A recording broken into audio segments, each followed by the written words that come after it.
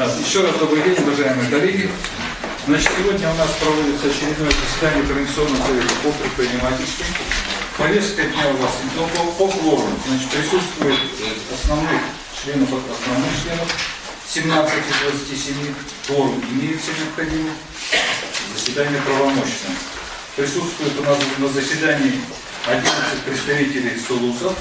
Кроме того, участвуют в режиме ВКС. Добрый день. Алданский район. Представьтесь, пожалуйста. Сухоруков Василий Николаевич. Булунский УЛУС.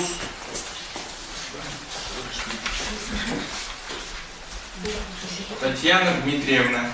Кивните, если правильно.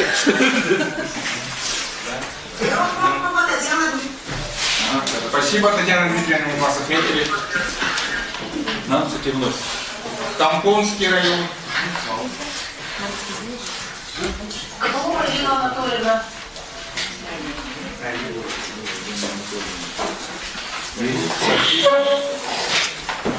Ерембинский район.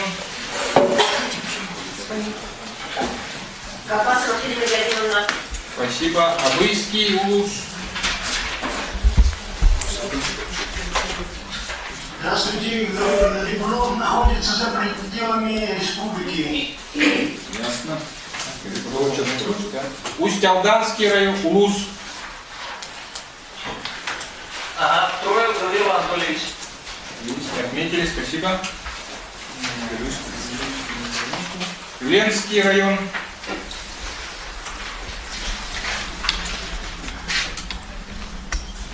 Ленский район.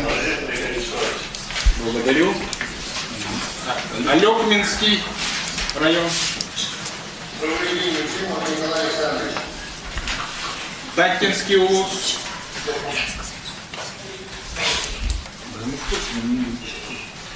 Таттинский УЛУС.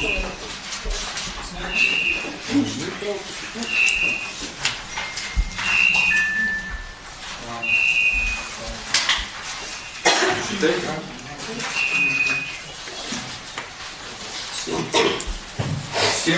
7 членов присутствуют и участвуют в заседании по ВКС. Значит, кворум имеется. Повестка дня. Повестка дня вам представлена, она утверждена главой Республики Саха-Якутия. Работаем по этой повестке. Но вы знаете, у нас третья попытка, вчера Александр Сергеевич рассказал, все-таки избрать уполномоченного по правам предпринимателей в Республике Саха-Якутия. Третья попытка началась у нас 11 марта, было издано распоряжение главы Республики Саха-Якутия о выдвижении. 12 марта 2019 года было размещено объявление. И 21 марта завершен сбор заявок. Минпредпринимательство 22 марта представило главе поступившее предложение о кандидатах на должность уполномоченного для внесения на заседание Координационного совета по предпринимательству. У нас 5 человек. Список у вас имеется. Сегодня мы до 29 марта должны провести Координационный совет. 27-го проводим заседание Координационного совета, на котором определимся с нашим предложением по уполномоченному. Направим свое предложение главе, и глава направляет сведения об избранном советом кандидатуре, уполномоченном при президенте Российской Федерации по защите прав предпринимателей на согласование по плану до 29 марта. Вот такой режим у нас работает. Повестка дня утверждена, голосовать ее не требуется. Кворум имеется. Приступаем к обсуждению представленных кандидатур. Кандидатуры будут, значит, кандидатуры сейчас удаляют. Кто-то есть присутствующих кандидатов здесь в зале? Удаляется из зала. Приглашается первым, согласно поданным заявлениям. Поведение можно вопрос? Да, пожалуйста. У нас 2 кандидата представлены торгово-промышленной палатой. Хотелось узнать, а торгово-промышленная палата выходит кому-то. А что, ограничивали, что ли? У нас такого не было. Было подано заявление, было бы 4, но 4 вроде. В чем вопрос? И еще один из кандидатов является членом Координационного совета. Значит, Она участвует? она участвует в обсуждении, не участвует в обсуждении, участвует в голосовании. Правильно? Правильно. Можно у меня еще вопрос? Таллинский не откликнулись. Там не присутствует член Координационного совета. Почему вы всего на экране у нас 9 представителей Координационного совета? По Быстрому понятно. А по Таллинскому? Я приехал. Вы приехали лично. Все, спасибо большое. Так занимайте место за столом. Идите сюда. За стол садитесь. Значит, ассоциативные члены принимают участие в голосовании. Члены по ВПС принимают участие по голосованию. Ведется видеозапись. Значит, рассматривая кандидатуры в порядке поступления заявлений. Первым заявление было представлено Павловой Сарданой Викторовной. Прошу ее пригласить, пока идет. Директор ООО «Антарес», председатель комитета по закупкам торгово-промышленной палаты Республики Саха-Якутия, член ЯРО «Опора России», член общественного совета при Росздравнадзоре по защите прав пациентов Республики Саха-Якутия, член общественного совета Управления Федеральной антимонопольной службы по Республике Саха-Якутия. Кандидатура выдвинута ЯРО «Опора России», торгово-промышленной палаты Республики Саха-Якутия. Значит, кандидаты представляются для выступления. 5 минут для выступления. Далее приступаем к вопросам. Обсуждаем все кандидатуры, 5, потом приступаем к голосованию. Наши кандидаты находятся в комнате для отдыха. Пьют чай по одному. Мы на трибуну, да, наверное? Да. Сардана Викторовна, прошу вас на трибуну. Ваше выступление 5 минут. Спасибо. Добрый день, уважаемые коллеги. Меня зовут Павлова Сардана Викторовна, и вначале коротко о себе. Родилась в 1972 году в городе Якутске. После окончания школы поступила на математический факультет Якутского госуниверситета. Трудовую деятельность начала в системе потреб кооперации. Работала бухгалтером, товароведом, ревизором. В 2004 году перевелась на работу в Аргосмитсрак и параллельно закончила финансово-экономический институт по специальности менеджмент организации. В 2010 году открыла свою фирму ООО «Антарес». Сталкиваясь в повседневной жизни с определенными ситуациями, в сфере предпринимательства, я стала искать советы у опытных людей и открыла для себя, что многие из них объединились и оказывают друг другу помощь и поддержку. Так, в 2014 году я стала членом Якутского отделения общественной организации среднего и малого бизнеса «Опора России» и членом Торгово-промышленной палаты Республики Саха-Якутия. Стала вникать в общие проблемы предпринимателей. Всех уровней и, сделав для себя ряд выводов, начала действовать. Под влиянием общественной работы сформировала свое видение сложившейся в бизнес-сообществе ситуации. Несовершенство законодательства подтолкнуло меня в поиск выхода. Я приняла решение отстаивать свои интересы и высказывать проблемы на общественных площадках. С 2018 года возглавляю комитет торгово-промышленной палаты по развитию системы государственных и муниципальных закупок, и за это небольшое время во взаимодействии с Госкомзакупок, с Министерством экономики, с Министерством предпринимательства были достигнуты определенные результаты. Был составлен список поставщиков, которым в 2017-2018 годах бюджетные организации не оплачивали по контрактам из-за сложностей в бюджете, и приняты меры для доведения информации до руководства республики. Результат – задолженность погашена. Было принято распоряжение правительства номер 107 о мерах по реализации 44-го ФЗ на территории Республики Саха-Якутия. В нем учтены предложения, подготовленные комитетом по закупкам для облегчения доступа местного малого предпринимательства к закупкам. Это формирование отдельных лотов на поставку мебели, оказание медицинских услуг прачечных, аутсорсинга и размещение таких закупок у субъектов СМП и НКО. Для защиты регионального рынка от некачественной продукции проведение внешней экспертизы при падении аукционов более чем на 25%. Целью продвижения продукции республиканских малых предприятий при закупках было дано поручение Министерству предпринимательства о разработке и утверждении электронного реестра республиканских субъектов малого предпринимательства, участвующих в закупках. В план быстрых побед по улучшению инвестиционного климата в республике были внесены предложения по улучшению положения субъектов СМП. Реальным примером защиты интересов малых предприятий также служит блокировка инициативы Республиканского министерства связи об определении единственным поставщиком IT-продукции для государственных органов бюджетного учреждения Республиканский центр инфокоммуникационных технологий. Консолидированные усилия опоры России, торгово-промышленной палаты и деловой России помогли сохранить десятки малых предприятий в IT-сфере. Деятельность на общественных площадках дала мне понимание влияния общественных объединений на положение предпринимателей в целом. Изучив принципы работы уполномоченного по защите прав предпринимателей в Республике Саха-Якутия, понимаю, что эта должность – точка урегулирования встречных вопросов между властью и предпринимателями.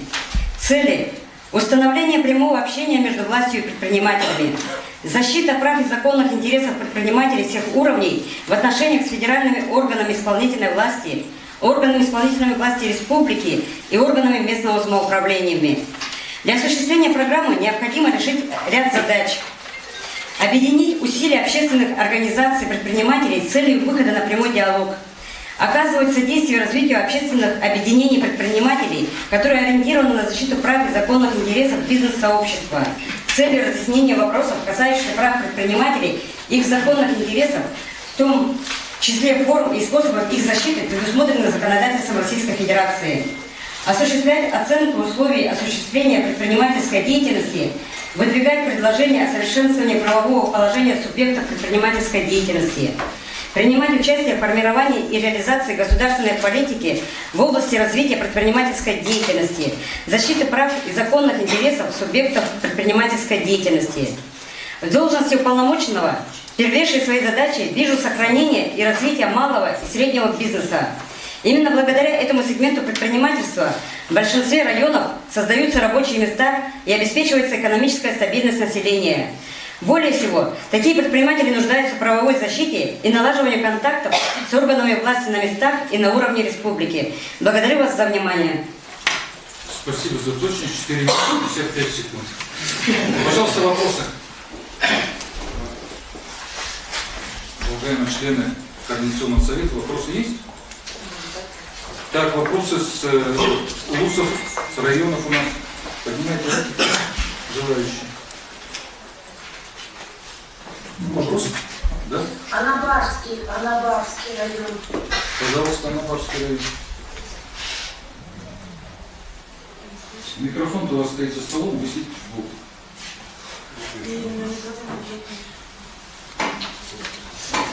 Вас не слышно, уважаемые. Вот как услышите, если микрофон не говорит, кнопку не нажать? Не слышно вас? Азбуку глухих знаете? Нет.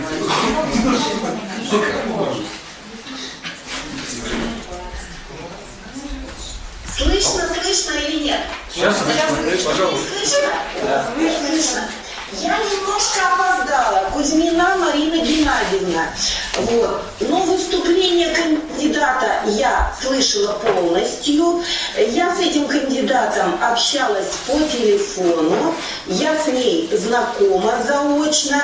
Теперь хотелось бы задать такой вопрос. Расскажите, пожалуйста, о своей сфере деятельности и чего вы добились, будучи предпринимателем в своей сфере деятельности. Спасибо.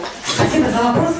Так, АОН ДАГС, это мое предприятие, это медицинский учредитель и директор, занимается поставкой медицинских расходных материалов, детского питания и продуктов питания для бюджетных организаций, для школ, детсадов и лечебных учреждений республики. Мы работаем по всей республике. Самое мое большое достижение, что я добилась дистрибьюторства фирмы Nestlé и стараюсь поставлять только качественные товары. Хотя на самом деле, вот 44-й закон, он в основном как-то ориентирован на то, что главный результат – цена, да? Чем ниже цена, тем ты считаешься как будто победителем. Но при этом я всегда стараюсь поставлять только качественные товары для всех своих заказчиков.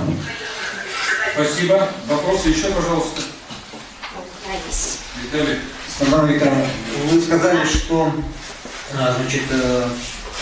будучи председателем комитета торгово-промышленной палаты, занимались вопросом невыплат предпринимателям денег по госконтрактам, и вопрос был решен. Речь идет о каком-то конкретном перечне предпринимателей? Или в целом? Нет, на самом деле, да, это, как у нас в республике принято, да, у нас основное общение все равно получается вот гласность, да. Я отправила полностью говорила всем знакомым, друзьям, кто в этой сфере работает. Говорю, в любом случае отправляйте по WhatsApp сообщение, кому что не заплатили, да, и можете не только напрямую мне лично, да, в комитет по закупкам, да, но в торгово-промышленную палату, уполномоченного по правам предпринимателей. Все эти вопросы будут составляться также в виде реестров, да, и также вот мы, получается, показывали, не только показывали конкретные вот кому-то сколько должно, но и когда встречались с прокуратурой, встречались с другими органами исполнительной власти, обзвучивали, что, пожалуйста, поднимайте вопрос о том, что нужно проверять всех заказчиков, которые не могут оплатить. И при всем при этом у нас позиция была такая.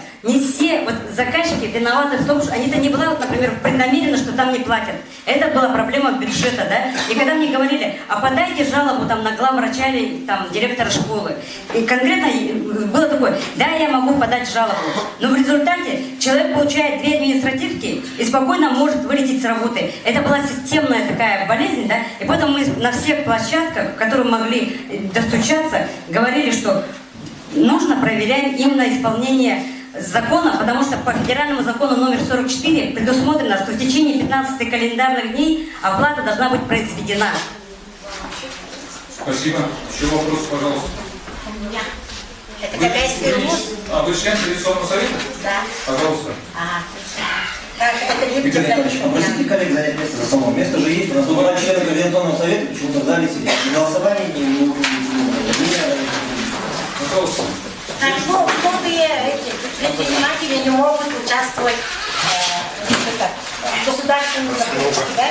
Такое впечатление, что по условиям документации выполняется один. Например, это, можно сказать, приближенно, да? Или вот выигрывает из регионов, из других регионов, и они везут, цены снижают и привозят. А мы никак не можем это здесь по такой цене продавать. И теперь у меня такой вопрос. Что можно сделать? Исправить-то? Как-то можно? Согласна с вами, да? Результат точно можно делать. На самом деле было принято 107-е распоряжение в феврале прошлого года, в котором были учтены все замечания нашего комитета, да, в котором было указано, ну, что можно делать для того, чтобы облегчить доступ СМП к закупкам. Самое главное – это разлотирование. Потому что когда аукцион дается на всю республику, субъект малого предпринимательства не может участвовать, в силу своих возможностей, да, обеспечение заявки, обеспечение контракта. Нужно стараться делать, чтобы лот был как можно минимальный. Например, только одна больница, одна точка, одна школа, да. Потом идет такое, что вот когда цена сильно падает, да, нужно проводить внешнюю экспертизу, потому что неясно, какого качества товар. Чем ниже цена, это означает все равно, как мы все понимаем, да, что это на качестве товара все равно отражается. При этом, да, нужно понимать, что не обязательно, когда мы говорим, что мы не можем участвовать в закупках, да, я вот еще поднимала этот вопрос на круглом столе с антимонопольной службой. Получается, нам говорят, мы единое экономическое пространство, при всем при этом, да, на нас ложится нагрузка больше, чем обычно, например, в той же Амурской области, да. Платим северные, районные, и все это отражается на себестоимости продукции. И поэтому изначально получается, что если мы будем производить продукцию здесь, например, те же пластиковые окна, да, они по цене будут неконкурентоспособны из продукции извне. Так, поэтому нужно поднимать именно вот этот вопрос системно. Спасибо. Пожалуйста, еще вопросы. Да, пожалуйста. Вы так хорошо говорите о закупках, а чем-то другим вы занимались, кроме закупок? То есть, что-то кроме этого? Конечно. Я на самом деле все-таки родилась и выросла в Якутске, и до того, как начинала полностью заниматься, да, все равно я и жила, и работала здесь, да. Мне понятны очень проблемы сельского хозяйства, да. Я поднимала вопрос о том, что когда человек находится на едином сельхозналоге, если он в течение 1 года, да, например, его вынуждает платить, давать декларацию о том, что как НДС нулевой. В противном случае он платит штраф 500 рублей. На самом деле, отношение к этому, да, оно просто упущено. Сейчас, получается, сельхозпроизводители, если будут переходить барьер больше, чем 100 миллионов, да, они будут плательщиками НДС, да. Все вопросы, которые связаны с конкурентной средой, да, мы всегда поднимаем. Поэтому я работаю в сотрудничестве, не только я одна, да, есть ОПОР России, торгово-промышленная палата, да. Мы с комитетом, да, полностью, когда работали также в торгово-промышленной палате, получили первое место по России в номинации за разумность регулирования на местах, за внесенные предложения. Спасибо. Еще вопросы? Вопросы исчерпаны. Спасибо, Светлана Викторовна. Приглашаем следующего кандидата. Мостовой Илья Анатольевич. Прошу пригласить Славу Мостового Илья Анатольевич. Индивидуальный предприниматель, юридическая служба правовой навигатор, эксперт ПРО БОН Публико, эксперт агентства стратегических инициатив в сфере контроля надзорной деятельности органов власти. Кандидат выдвинут МП Ассоциации частных медицинских клиник и центров города Якутска. Центр Якутска. Прошу, Илья Анатольевич, ваше выступление. Понял. Добрый день, уважаемые дамы и господа. Значит, меня зовут Илья Анатольевич, я выдвигаюсь от Ассоциации частных медицинских клиник и центров. Значит, хотел я вам рассказать сегодня о своем видении института уполномоченного, значит, в процессе осуществления своих полномочий и деятельности. Как известно, у нас статус уполномоченного определен федеральным законодательством и региональным. Соответственно, соответствующий закон регулирует полномочия регионального уполномоченного, закон Республики Саха-Якутия. И если проходить по его положениям, значит, уполномоченный осуществляет несколько основных направлений значит, своей работы. Это, значит, работа с частными жалобами, обращениями предпринимателей, с системными проблемами, значит, защита предпринимателей через органы уполномоченные, суды, прокуратура, следствие и так далее, если его полномочий недостаточно. Значит, просветительская работа, это, то есть, разъяснение предпринимателям, значит, порядок реализации их прав и анализ эффективности и условий ведения предпринимательской деятельности в Якутии. Значит, анализируя, значит, итоги работы уполномоченного за первые 5 лет, можно выявить, что у предпринимателей существует целого ряда проблем, с которыми он сталкивается повсеместно и постоянно в своей деятельности. И можно выразить некоторые основные. Это высокая зарегулированность видов предпринимательской деятельности, например, это медицина, перевозки. Значит, отсюда и возникновение предпринимателей, которые уходят от исполнения требований законодательства, в результате чего мы получаем на выходе нелегального предпринимателя. Частые некачественные изменения в действующем законодательстве. Как известно, у нас в конце года ежегодно принимается блок поправок, которые так или иначе отражаются на предпринимательском сообществе. Например, в декабре месяце были приняты суровые, значит, стандарты оказания услуг пластической хирургии, в результате чего у нас вся пластическая хирургия в Якутии была признана вне закона, кроме Национального центра медицины и РБ-2, позволяющих в условиях их оказывать легальную медицинскую деятельность. В этой связи с 1 января Росздравнадзор проводил соответствующие проверки, но в итоге дал время для того, чтобы предприниматель так или иначе стал соответствовать установленным законодательным требованиям. Но тем не менее предприниматели многие пострадали. Значит, одной из проблем, с которым сталкиваются предприниматели, которые выполняют работу, оказывают услуги, значит, продают товар, а так или иначе участвуют в отношениях с физическими лицами, это потребительский экстремизм.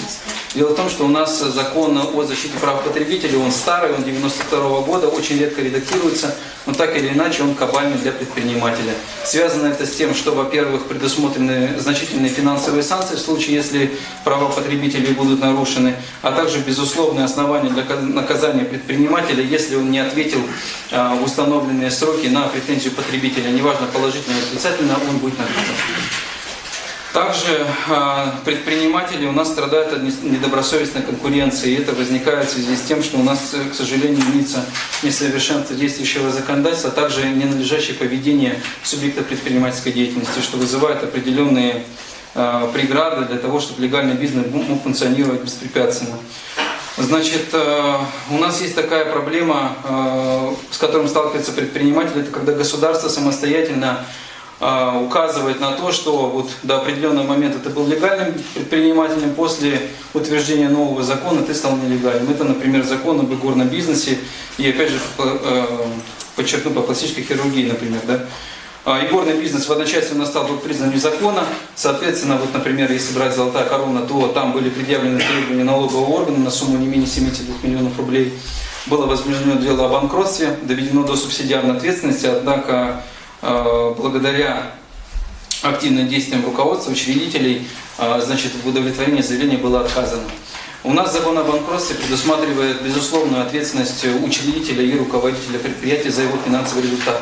И если финансовый результат так или иначе зависел от руководителя, он не принял соответствующие меры, в случае, если возникнут признаки банкротства, то он будет отвечать наряду с предприятием.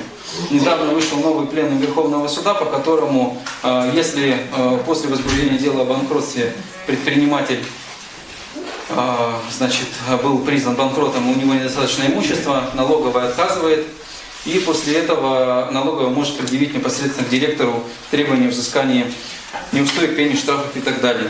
И последнее, что хотел отметить, предприниматели, как правило, сами виноваты в причинении себе имущественного или какого-либо ущерба в связи с тем, что они не осуществляют определенные действия. Понятно. Спасибо за выступление. Пожалуйста, вопросы, Илья Анатольевич. Пожалуйста.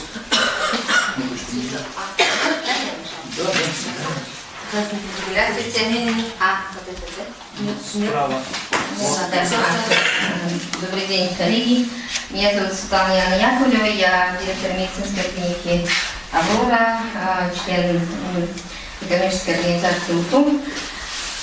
Я хотела бы, так как я являюсь представителем медицинского сообщества среди предпринимателей, я хотела бы задать вопрос уважаемому претенденту.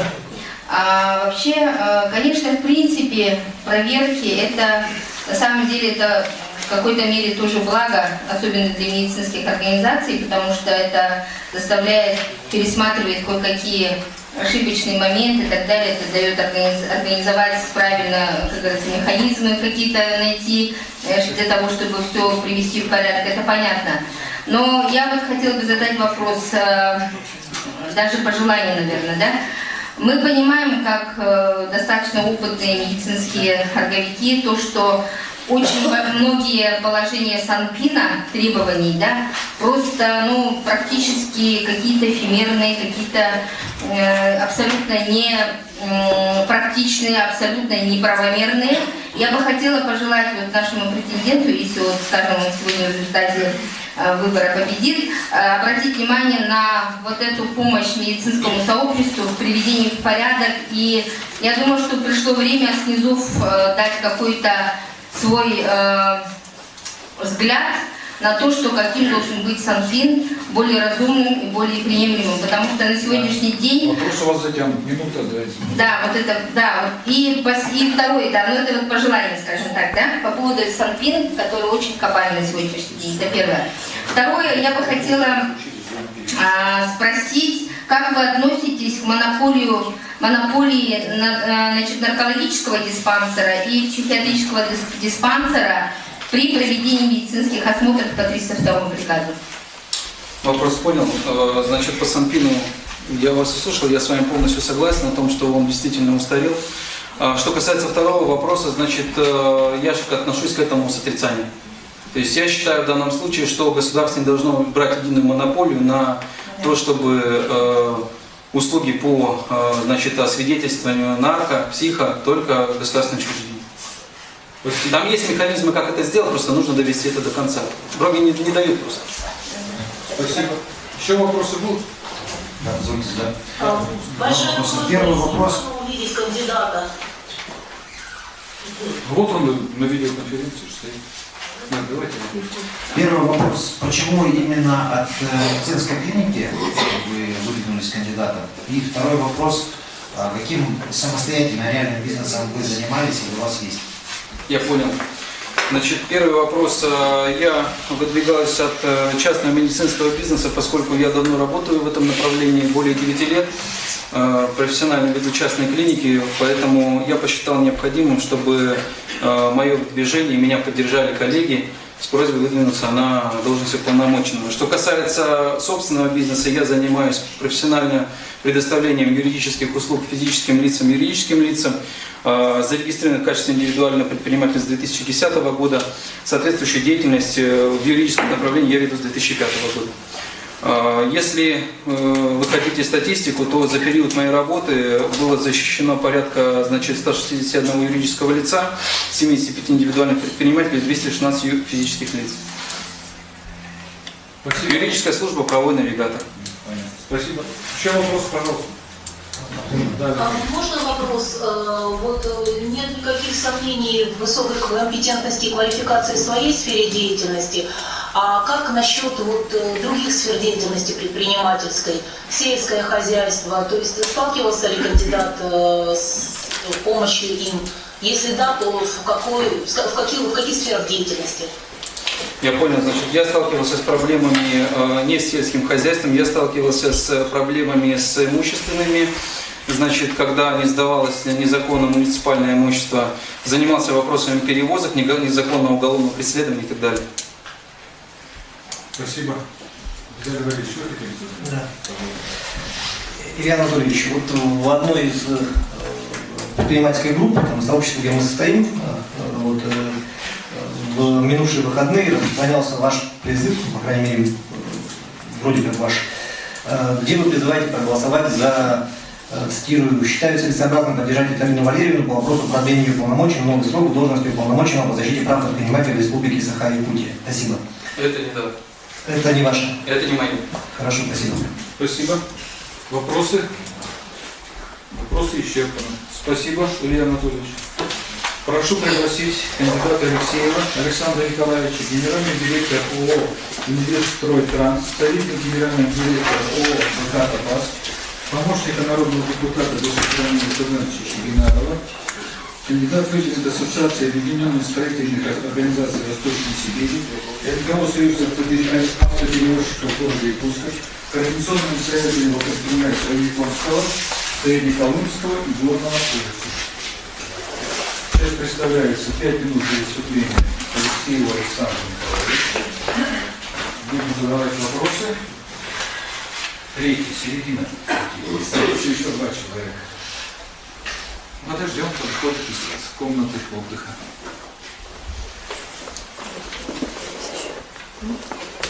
Так, по голосованию. У нас планируется участвовать 43 человека.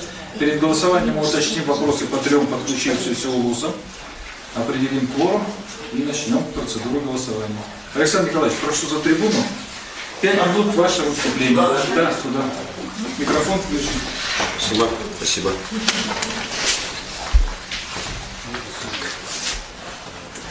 Уважаемые коллеги, уважаемый председатель Координационного совета. Ну, кто не знает, хочу немножко о себе рассказать. Биографию небольшую. Алексей Александр Николаевич, родом с города Намцы, житель города Якутии, живу, работаю, развиваюсь во всех направлениях. Политически очень сильно активен. Был кандидатом в мэры города Якутска, в депутаты. Сегодня вот решил баллотироваться на конкурс на уполномоченного по защите прав предпринимателей Республики Саха-Якутия при главе. Уважаемые члены Координационного совета, хочу вкратце рассказать позицию свою и как буду дальше работать и вообще по существу.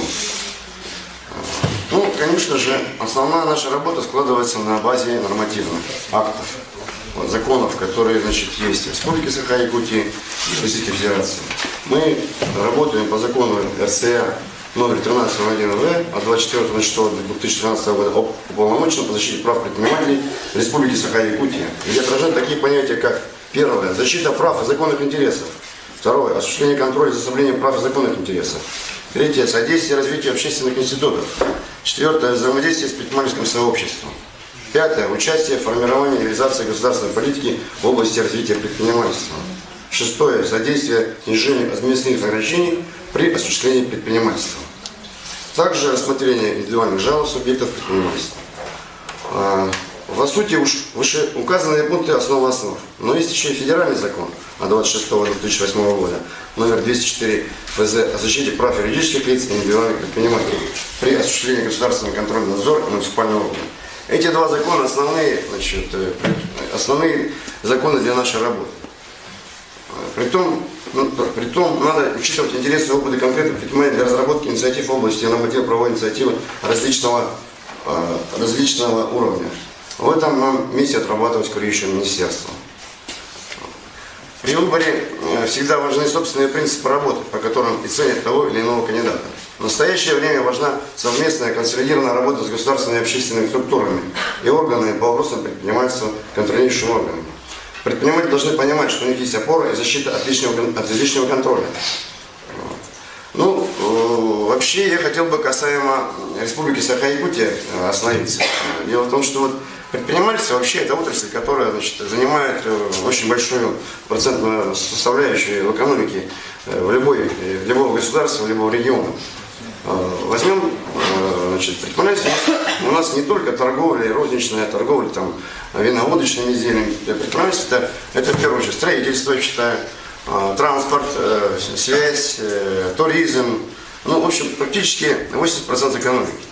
В многих странах развитых, рыночных, предприниматель занимает по налогообложению, бюджет выступает, ну, будем говорить, 60-70% в разных странах. Не как у нас в России пока. Вот. В части, значит, транспорта я какие проблемы вижу в Республике Саха-Якутия. Во-первых, значит, конечно, тариф, работа с тарифами. Работа с увеличением, значит, цены бензина. Понимаете, вот мы живем в республике, многие предприниматели с Ленска, с Алепинска жалуются, да, значит, они не могут выехать с Ленска в город Витим, им надо платить деньги, оказывается. А все, что платит он деньги, допустим, берется с него, значит, кто-то, это все в будущем складывается на потребителя, естественно. Молоко поднимается, цена молока, товаров, там, овощей, фруктов, все это поднимается. Вот где надо работать по транспорту. Значит, по строительству, если вы знаете. Сегодня федеральный закон, который работал, 2014 закон о долевом участии, он не работает. Сегодня, значит, экскурсовые счета открываются предпринимателей, то есть маленькие строительные компании, они уйдут с рынка, будут работать только монстры. Сегодня рынок, последние данные экономики, значит, аналитические данные экономики Республики Саха-Якутия показывают, что сегодня 80% снижения, значит, жилищного строительства по республике. Это вообще, это трудное дело вообще, кризисная ситуация, понимаете? Многие строители обращаются к нам сейчас. Вот недавно Томусов выступал в Совете Федерации по поводу, значит, строительства северных, на территории северных улусов. Вот где мы должны работать. Естественно, здесь это все должно законно, и уполномоченный здесь должен принимать участие, защищать интересы. В части, допустим, туризма. То же самое. Туризм у нас должен развиваться. И правильное направление взяли сегодня министр предпринимательства и туризма. Что, регламент? Регламент 5 минут. Все, я закончил? Спасибо. Спасибо. Желаю уполномоченному будущему работать на благо республики. Ну, а мы тоже будем работать. Спасибо. Как уполномоченные. Пожалуйста, давайте, задавайте вопросы. Я готов отвечать 20-30 минут. Сколько? Вопросы? Вопросов нет, Александр Николаевич. Спасибо. Видимо, сняли. Спасибо. Можно выходить? Да, пожалуйста. Так, 4-й кандидат. Прошу пригласить Котенко Ирину Владимировну. Индивидуальный предприниматель, председатель Союза товаропроизводителей, предпринимателей торговли, потребительского рынка Республики Саха-Якутия, член Координационного совета по предпринимательству при главе городского округа город Якутск, член Координационного совета по предпринимательству при главе Республики Саха-Якутия. Кандидатура выдвинута НП Союз товаропроизводителей, предпринимателей торговли и потребительского рынка Республики Саха-Якутия, НП Союз малого бизнеса, Координационным советом по предпринимательству при главе городского округа город Якутск, ЯРО «Деловая Россия». Ирина Владимировна, 5 минут на выступление, пожалуйста. Спасибо. Добрый вечер, уважаемые Виктор Николаевич и Ирина Сергеевна, уважаемые члены Координационного совета. Я хочу немного рассказать о своей программе и хочу в первую очередь обозначить, что Институт уполномоченного по защите прав предпринимателей был учрежден 5 лет назад благодаря инициативе предпринимательского сообщества. Сегодня у каждого из нас есть право выбора, кто будет представлять наши интересы в должности уполномоченного по защите прав. Хочу остановиться на нескольких моментах своей программы. Когда я оговаривала свою программу на Координационном совете при главе города Якутска, я заметила, что читаешь программу и люди не заинтересовываются. Поэтому я хотела чуть-чуть конкретизировать свои позиции. Работа с контрольно-надзорными органами. Очень обязательно провести ее в каком плане? У нас в регионе по Дальнему Востоку больше всех контрольно-надзорных органов. 27. Желательно, конечно, снизить их до 17, как это есть в Приморском районе. Затем, по тарифной политике. 5 лет тому назад впервые мы с членом Общественного совета Сергеем Синяевым стали раскачивать именно эти тарифы во время бесед, во время проведения круглых столов в РЭКе. И нам все говорили, что ничего не получится. В конечном итоге, посмотрите, получилось. Обратили на это внимание. Подключились депутаты УТУМЭН, правительства. Все-таки тарифы были снижены. Благодаря, конечно, всем и предпринимательским сообществам, и городским общественным организациям у нас это все получилось. Затем очень бы хотелось бы сказать и остановиться по ОРВ. Оценка регулирующего воздействия. Ведь посмотрите, сколько в наш адрес предпринимательских сообществ издается нормативно-правовых актов. И мы, предпринимательство, не относимся к этому серьезно. А ведь если мы своевременно читали эти все нормативно-правовые акты и выносили свое экономическое обоснование, давали какие-то посылы обратной связи, то наверняка не было такого, что принимают законы, которые отрицательно влияют на развитие предпринимательского сообщества. Поэтому очень хотелось бы в этом плане попросить установить обязанность разработчиков проектов нормативно-правовых актов включать переходные положения, переходные периоды и нормы временного характера в проектах нормативно-правовых актов в целях обеспечения возможности представителям предпринимательского сообщества вовремя реагировать и адаптироваться к изменениям. В случае, если все-таки отсутствует экспертиза и нет проведения ОРВ, нет экономического какого-то обоснования, и были даны отрицательные заключения, вернуть проект на доработку. Вот этот вопрос, вот эти предложения мы, в принципе, добиваемся с 2017 года.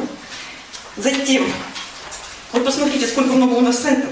И не всегда возможно зайти и проверить, где какой нормативно-правовой акт находится.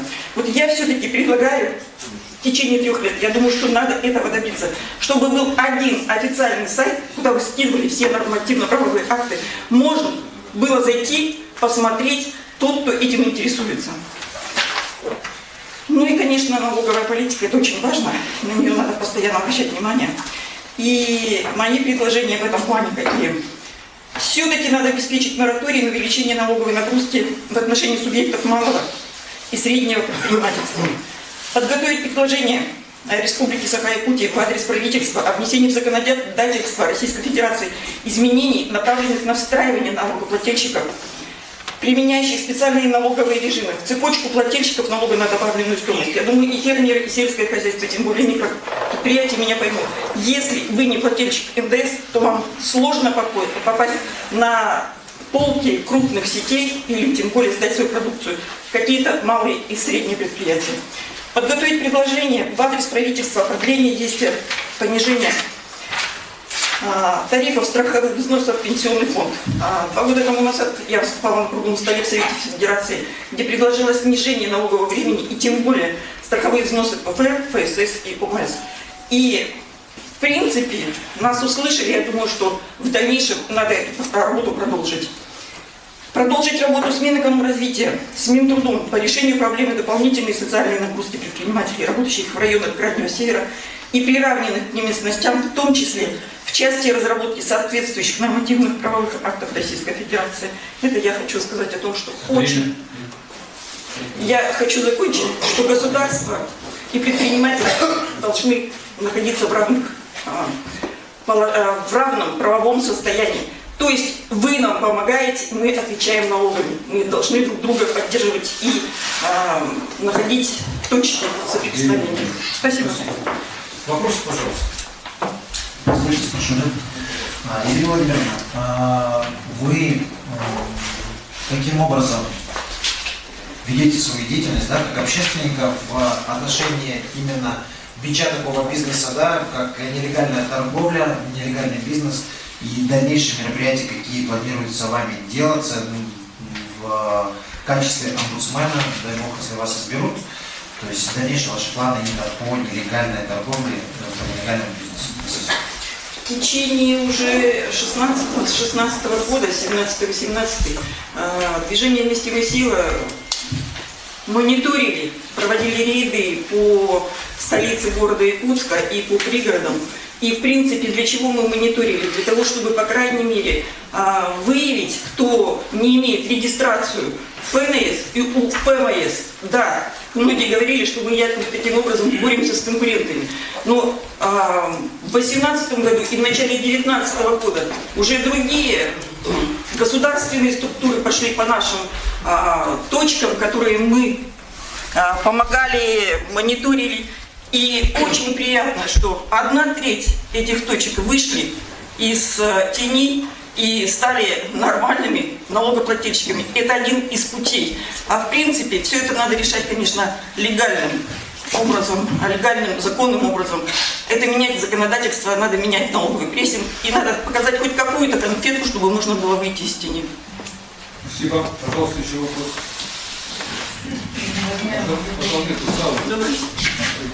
Являетесь ли вы предпринимателем? И если да, то у меня вопрос. Расскажите о своей деятельности, о своем бизнесе. Сколько времени на рынке? Какие виды деятельности? Какое количество трудоустроенных сотрудников вашей организации?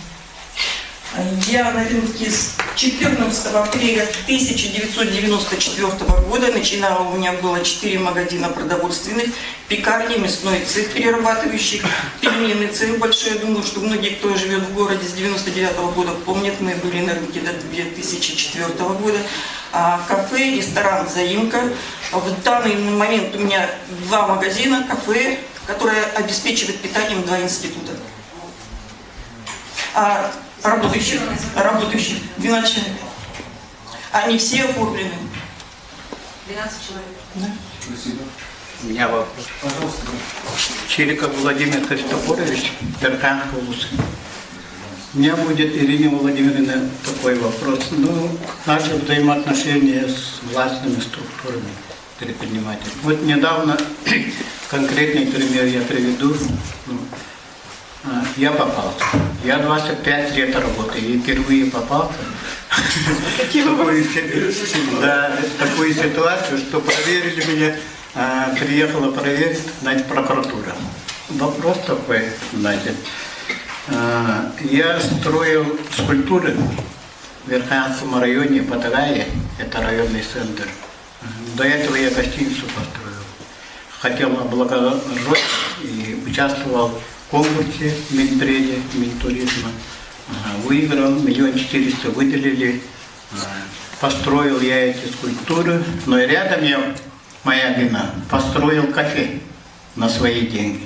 И тут напали на меня. За чьи деньги ты построил кафе? Разве такое бывает? И потом прокуратура, обычный процесс, проверка туда-сюда, все, прокуратура осталась, мы не виноваты, деньги освоены правильно, все по адресу построено. А теперь вот письмо вернулось в Министерство финансов, оказывается, оттуда исходило, с министерства. Вновь вернулось, и они меня обвиняют. Не на горе Киселях построили вот эту скульптуру в Патагае. Хотя все указано там. В проекте указано, что в Патагае должна стоять скульптура. И ваши отношения вот таких вот. Вот в этой борьбе даже подключили нашего министра Ирину Сергеевну. Ей, видимо, неправильную информацию дали, что кафе должна была стоять на горе, а его Чириков спустил. Вот, я к вам еду 5 апреля, лично все проверять, если вы действительно не попали, на вас наезжают действительно зазря, мы будем разбираться на месте. Я к вам лечу на мероприятие, которое в Верхоянском районе будет проводиться. Лично. Да.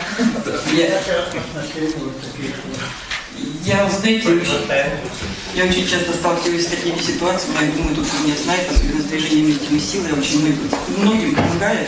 Но для того, чтобы ответить точно на ваш вопрос, я не могу ссылаться только на ваши слова. Мне необходимы документы, мне необходимы вот первоначальные источники, с чего начинать. Посмотреть, какой план, на что выделено, где отправные точки. Если все так, как вы говорите, это, конечно, наша помощь обеспечивает. В моем отношении ко всем. Спасибо. Спасибо. Вопросы? Ирина Владимировна, здравствуйте. У вас... У вас вот в представлении вашем был такой пункт, что вы подняли вопрос по ставкам по эквайрингам. У меня такой вопрос. Скажите, пожалуйста, есть ли какие-то сдвиги? Спасибо за вопрос. То есть есть ли какие-то реальные результаты по работе? Вот конкретно возьмем эквайринг. Спасибо за вопрос. Это самый больной вопрос для многих предпринимателей, которые занимаются услугами и тем более торговлей. Да, у нас подвижки есть, и по крайней мере есть договоренности, и многие предприниматели уже перешли, те, которые находятся в Алмаз-банке, есть договоренности в Газпромбанке с 2,5 до 1,5%. Но я думаю, что процесс идет, я думаю, можно снизить еще ниже. Спасибо. Еще вопросы? Вопросов больше нет. А как со Сбербанком? Со Сбербанком сложнее. В принципе, вчера, когда мы были на встрече с главой республики, у нас были вопросы по работе Сбербанка. И он взял себе на заметку, будет дополнительная встреча, я думаю, что мы зададим дополнительный еще этот вопрос. Пока они с нами, не очень считается, это прямо можно сказать. Спасибо. Спасибо. Вопросы еще там? Спасибо, Ирина Владимировна. Спасибо всем. Следующий кандидат Соколова Екатерина Валерьевна. Уполномоченный по защите прав предпринимателей Республики Саха-Якутия, член Общественного совета при управлении Федеральной службы по надзору в сфере защиты прав потребителей и благополучия Республики, человека по Республике Саха-Якутия, член Общественного консультативного совета при управлении Федеральной антимонопольной службы, кандидат выдвинут в торгово-промышленной палаты Республики Саха-Якутия, Координационным советом по предпринимательству, Верхнеколымский, Алданский, Ленский, Алекинский, Леганский, Лабинский, Черопчинский, Андинский, Тампонский район Улусов, а также городской округ Жатай. Это время 5 минут выступления, пожалуйста. Спасибо большое. Уважаемые члены Координационного совета, в своей предвыборной программе, если можно ее так назвать, в своих обязательствах на предстоящие 5 лет, если в случае, если меня выберут, считаю важным остановиться на следующих обязательствах. Прежде всего, ставлю себе задачу, первое, это комплекс, необходимо решить комплекс проблем предпринимателей в северных и арктических районах. Всего в этих районах трудится более 2600 предпринимателей. Это прежде всего полное отсутствие возможности кредитования в этих районах. На сегодняшний момент ситуация складывается таким образом, что ни банки на сегодня не работают в этих районах, в фонде поддержки предпринимательства недостаточно той потребности, та потребность, которая существует, ее, конечно, не закрывает. Мы недавно встречались с министром Арктики Савиным Александром Александровичем и достигли взаимопонимания и поддержки в том, что необходимо проблемы арктических северных предпринимателей выносить на более серьезный уровень, вплоть до создания отдельного конкретно законодательного акта, либо серьезной программы поддержки. Для этого я буду продвигать вопросы, прежде всего, декапитализации фонда поддержки предпринимательства, потому что только он может так гибко реагировать на потребности и такого особенного бизнеса. Открытие дополнительных офисов Алмаз-Аргентбанк, которые нам необходимо тоже усиливать и поддерживать.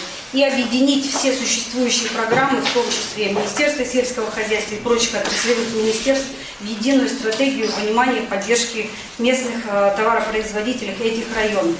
Далее, второе, на чем хочу остановиться. Прежде всего, это вопрос применения федерального законодательства. На сегодняшний момент федеральное законодательство, все новшества, которые происходят в федеральном законодательстве, очень серьезно бьют в принципе по бизнесу, а в том числе очень серьезно по северным и арктическим районам.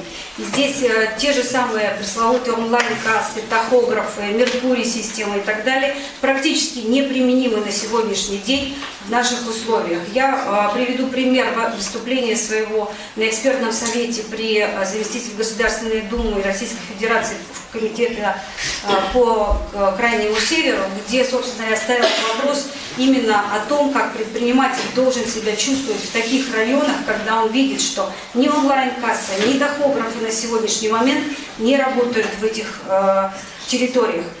Поэтому считаю важным продвигать этот вопрос. Также считаю важным продвинуть вопрос снижения страховых взносов от 7,6% страховых взносов для арктических и северных территорий по образу и подобию, как для резидентов территории опережающего развития. Это вполне реальная мера, она уже обсуждается, ее можно достичь общими усилиями. Следующий вопрос. Вопрос налогообложения для бизнес-сообщества.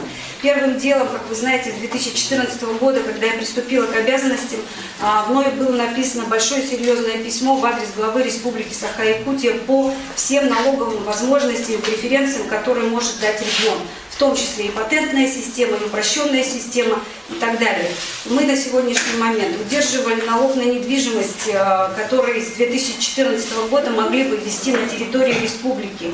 Он бы коснулся на самом деле всех торговых центров, не только города Якутска, но и всей республики.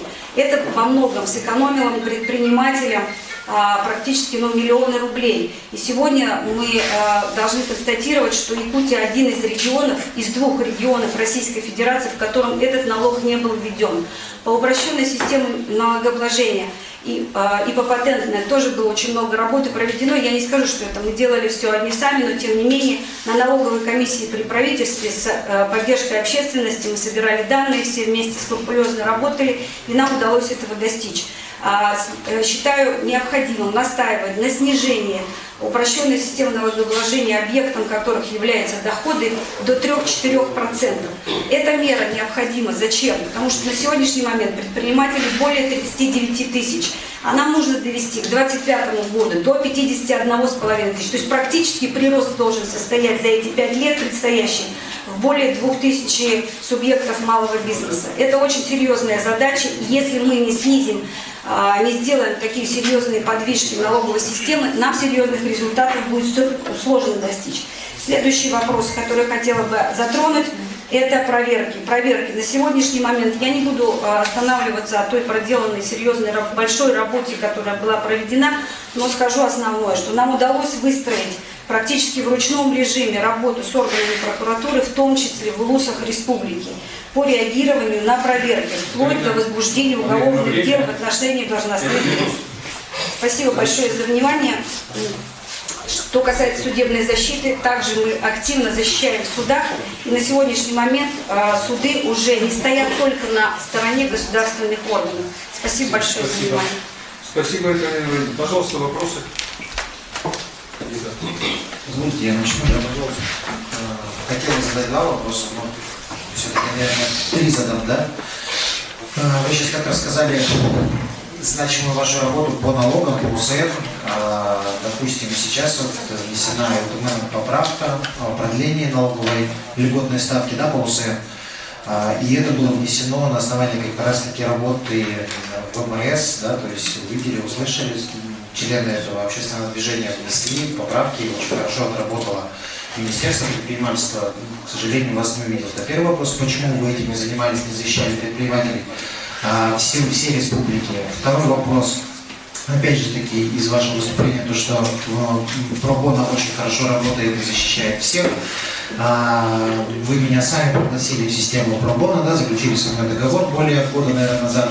За этот год, как в соседних кабинетах с вами общаться, Российский народный фронт находится, не было ни одного от вас приглашения, ни одной рассылки, ни одного уведомления какого-то или еще что-то по помощи или какой-то аналитики по какому-то вопросу. При этом к нам в ОНФ из ваших кабинетов приходили и говорили то, что там отказывают, говорят, не решаем уже вопрос, вступались, помогали. И третий вопрос, опять же таки, истекающий из вопроса предыдущего пробона, это по мусорной реформе. Да, почему защитник прав предпринимателей, на сегодняшний момент пока еще действующий, не вступился ни на защиту ни перевозчиков, ни управляющих компаний, ну и в конечном итоге утилизатора твердых коммунальных отходов. Все было брошено на самотек, и в конечном итоге сегодня, опять же таки, от вас участия практически ноль. Никаких ни заключений, ни выводов, ни предложений. Может быть, вы проясните эти вопросы и скажете дальнейшую возможную работу по этим направлениям. Спасибо. Спасибо большое за вопросы. Что касается упрощенной системы налогообложения, нами в августе месяце были запротоколированы на налоговой комиссии все вопросы касательно 10% налога по упрощенной системе налогообложения.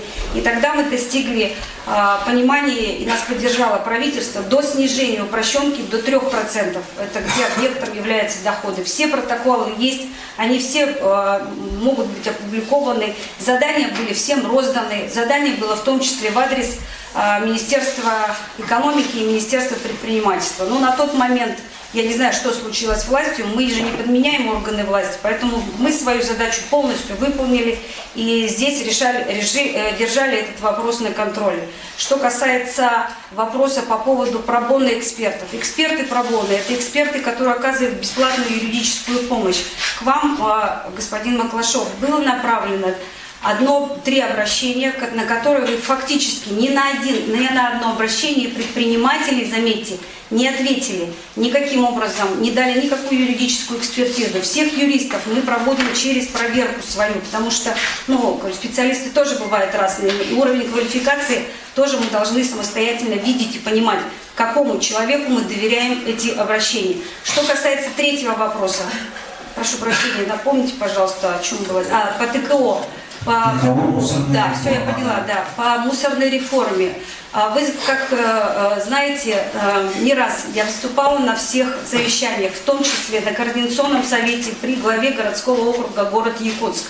Мы получили обращение от предпринимателей, потому что нам в любом случае нужна фактура для того, чтобы отталкиваться. Просто так обвинять голословно мы никого ни в чем не можем.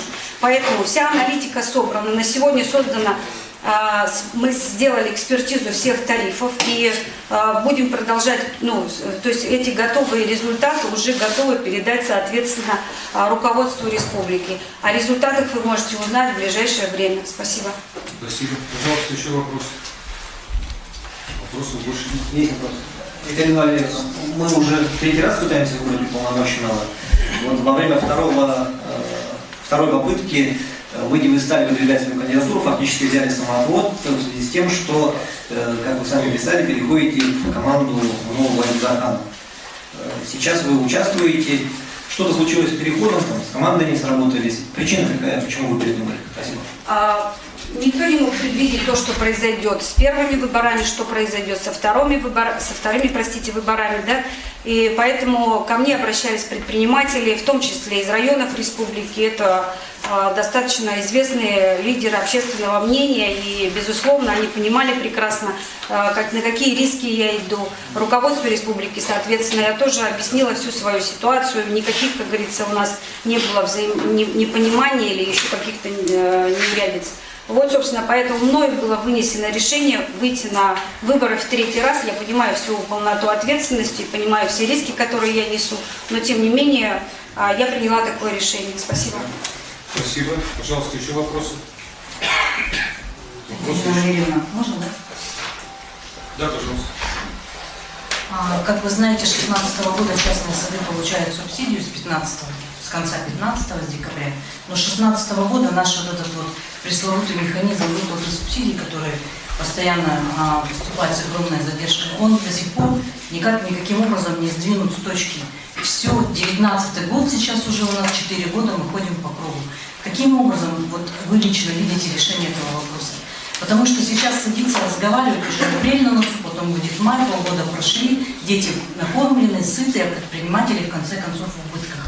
То есть у людей опускаются руки. Каким образом и когда, через сколько лет мы должны прийти к тому решению, которое будет удовлетворять всех, все стороны?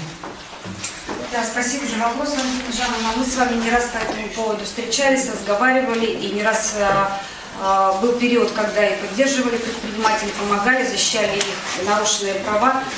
Мы, конечно, не можем без документов, и вы прекрасно знаете об этом, мы не раз говорили, я предлагала вам принести какие-то конкретные цифры, где были неоплаченные суммы по тем обязательствам перед предпринимателями. Ну вот все, которые были, мы все отработали. А то, что вы задаете вопрос о комплексном решении вопроса, я считаю, нужно выносить это на уровень главы республики, чтобы подобные истории, которые случились с вашей членами вашей ассоциации, а также с предпринимателями из районов, подозреваю, что, скорее всего, и там есть такие проблемы, да, чтобы впредь таких ситуаций у нас не было, нужно решить, естественно, совместно с руководством республики. Я считаю так.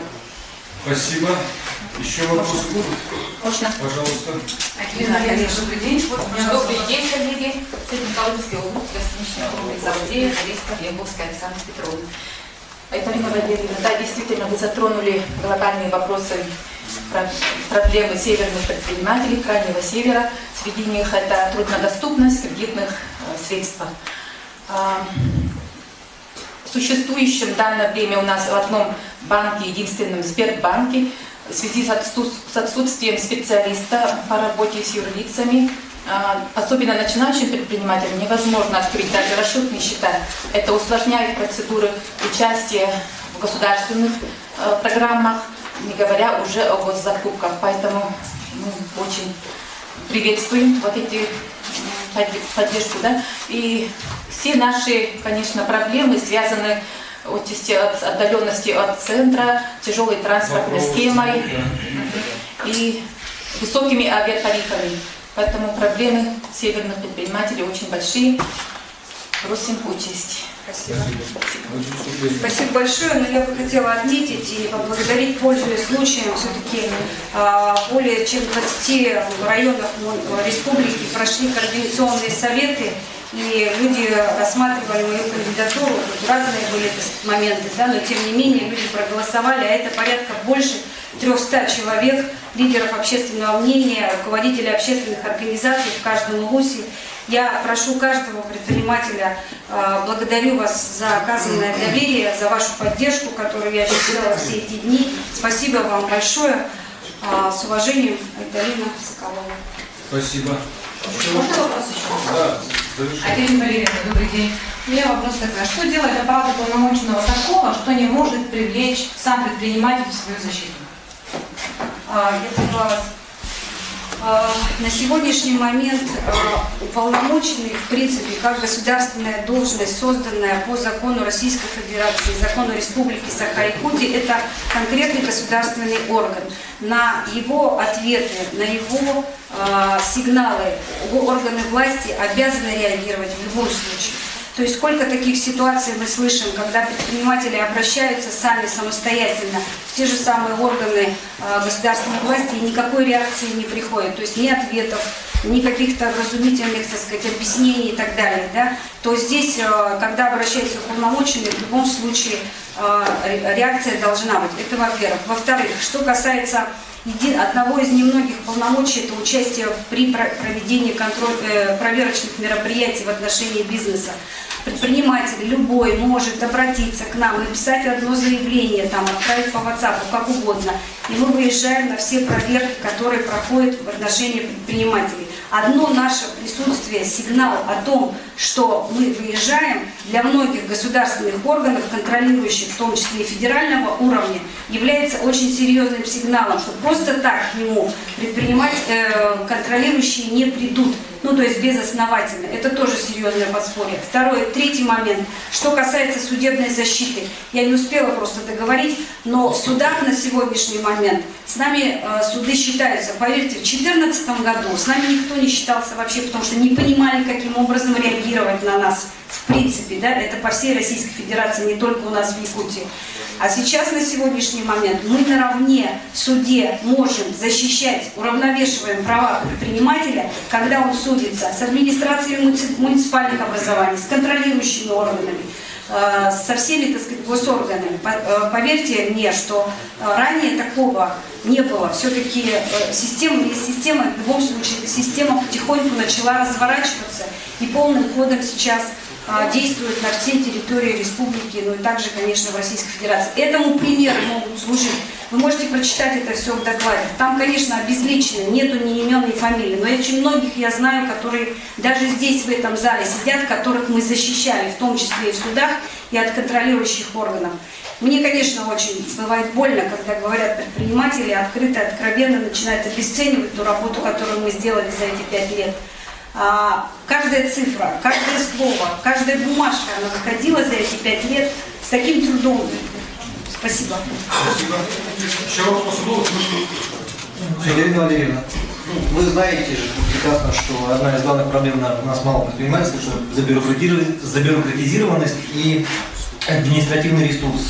Вот вы сами рассылали письма по администрациям муниципальных районов с просьбой до 21 марта провести заседание координационных советов и там на них рассмотреть вопрос о поддержке вашей кандидатуры. Вы не считаете, что вы использовали административный ресурс?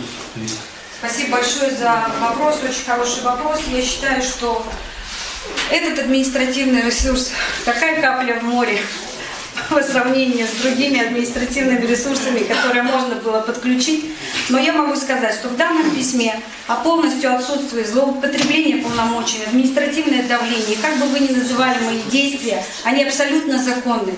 На сегодняшний момент в этом письме звучало только, оно было в адрес глав администрации, для того, чтобы они организовали работу координационного совета, потому что во многих районах председателями координационных советов являются главы УВУЗов. И их задача была просто организовать координационный совет и обсудить мою кандидатуру, насколько она достойна, насколько она способна и может ли дальше выдвигаться на выборы. Мне нужно было это понимать, какой будет глас народа, что называется, если хотите. Поэтому содержание моего письма полностью опровергает ваши доводы о каком-либо административном давлении. Может быть, кого-то и смутил мой официальный бланк уполномоченного по защите прав предпринимателей, но я действующий уполномоченный на сегодняшний момент, и этого вы у меня, к сожалению, не отнимете. Спасибо. Вопросы нет, потому что мы выходим за регламент, но появляется преимущество определенного кандидата. Спасибо, это Ирина Валерьевна, прошу вас зайти в комнату отдыха. Прошу пригласить члена Координационного совета Котенко Ирину Владимировну занять место в зале. Что?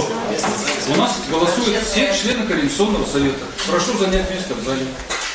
Так, уважаемые члены Координационного совета. Первое. Давайте определимся по голосующим. Прошу членов Координационного совета. Виктор Николаевич, я хочу, знаете, все-таки внести уточниться. Я не буду голосовать. Я не буду голосовать.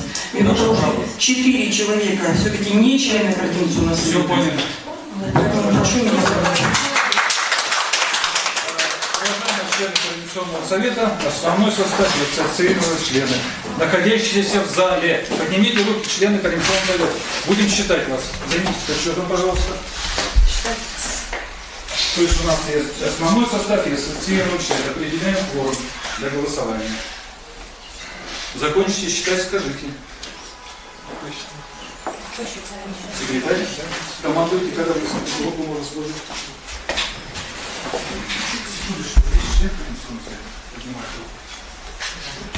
Почему здесь сидит? Здесь всех посадят. Здесь вы не против. Все, так, посчитали?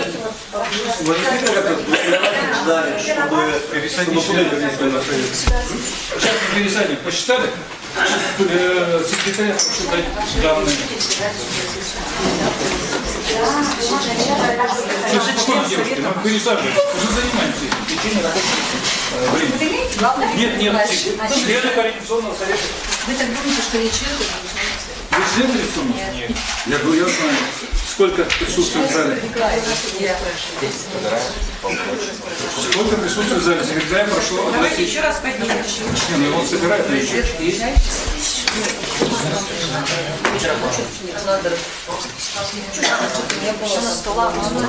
В зале 33 человека. В зале 33 человека основного состава и ассоциированных членов. Цифра сходится. Прошу членов, участвующих в ВКС, основной состав и ассоциированные члены, поднять руки. Кто в улусах? Поднимайте руки, кто голосует.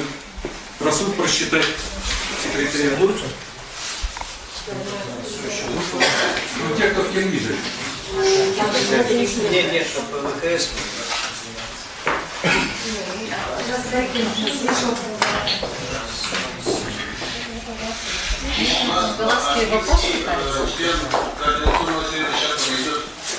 Когда подойдет, тогда подключится. Пока не надо путать. И прошу не менять картинку.